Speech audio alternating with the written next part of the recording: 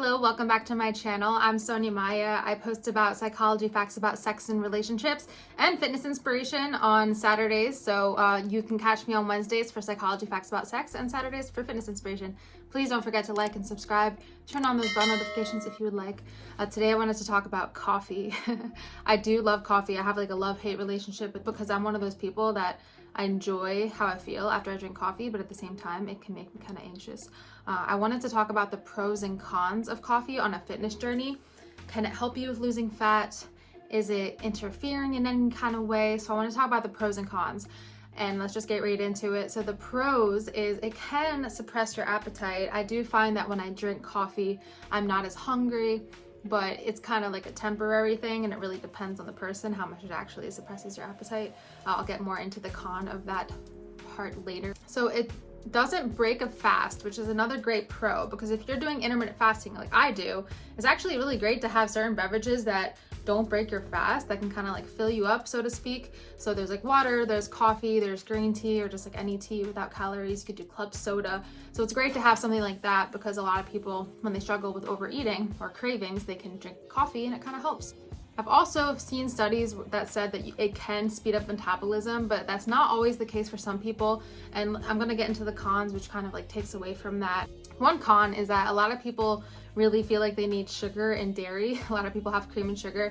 I've actually been able to tolerate it black, and I actually kind of like the taste of espresso if it's good quality. Like, I don't mind it at all, but a lot of people, they feel the need to have that, which does break your fast and also adds like dairy and carbs to your coffee, which can be detrimental to success, because we all know that those things aren't the healthiest. One thing that I really wanted to mention is that caffeine in general spikes cortisol, and cortisol is a stress hormone, and unfortunately the stress hormone cortisol, it does two detrimental things for a fat loss journey. The first thing is that when you are very stressed out, sometimes you tend to eat more. So you might have more cravings as a result. So let's say you're on this coffee high and you're feeling good and you're not hungry, and then as soon as you kind of burn out from the coffee high and you're not feeling it anymore, you might actually make up for the time you weren't eating by eating too much, which is something I've definitely done before. So just be mindful of that. Of course, some people are more vulnerable, and a lot of people have more tolerance to coffee than others. So if you're somebody that's sensitive to it, just be sensitive to that. If you're someone that overeats a lot, it might spike cortisol and make you hungrier. Another thing about a spike in cortisol is it's been shown to make it more difficult to lose belly fat. Apparently cortisol, it makes you hang on to your belly fat more. And people who consume more than 300 milligrams of coffee a day, they may have elevated cortisol for 18 hours out of the 24 hours. So for some people that are sensitive to it, and if you drink a lot of coffee, that could definitely make it even worse, those side effects I was just talking about. And it also can make you stressful or more anxious about certain situations. Studies have shown that people have been more anxious, and sometimes people actually clench their jaw when they drink coffee.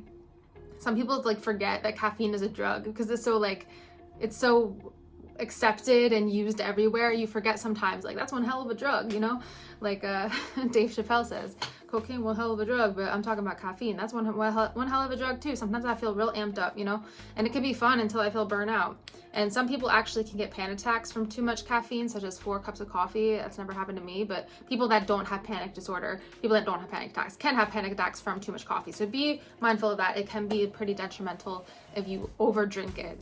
And people who have anxiety, they are more vulnerable to the anxiety effects of coffee, so definitely keep that in mind. Some people have said that, you know, when you drink coffee, it does make you feel like positive and optimistic and energetic and confident and all of that, but then as it starts to burn down, you start getting like less confident, a little pessimistic, your self-esteem is like a little bit So if that happens to you, then maybe stay away from coffee. You might want to turn to tea. Tea is more relaxing and doesn't have as much caffeine generally, depending on the tea that you drink. Another important factor is the fact that caffeine can have a huge impact on sleep.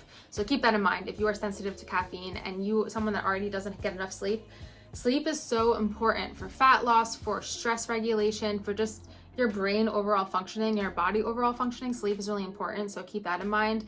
Some people are less sensitive. Like I said, like, I'm not super sensitive to caffeine. Like, I could drink it and then go to sleep like 5 hours later. And overall, it's different for everybody, so it depends. But just keep in mind the pros and cons and see if it works for you, see if it gets in the way of your goals. If you find that it makes you hungrier because of the spike in cortisol after you drink coffee, then maybe don't drink coffee, maybe drink tea, maybe just don't drink caffeine at all if you're super sensitive to it. Although it helps some people feel more alert and confident, for some people it can really increase anxiety and be detrimental to goals.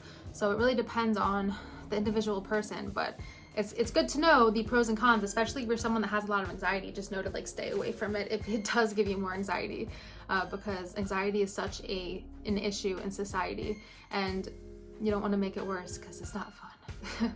Especially in 2020, we don't need any more anxiety, if you know what I mean.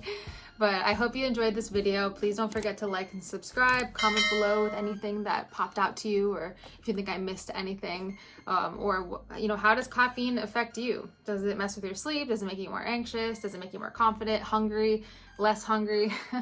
So thank you so much for watching. I do post every Wednesday and Saturday, like I said, and I want to say a special thank you to the patrons on my Patreon. I'm gonna put their name on the screen. Thank you, and I will see you soon.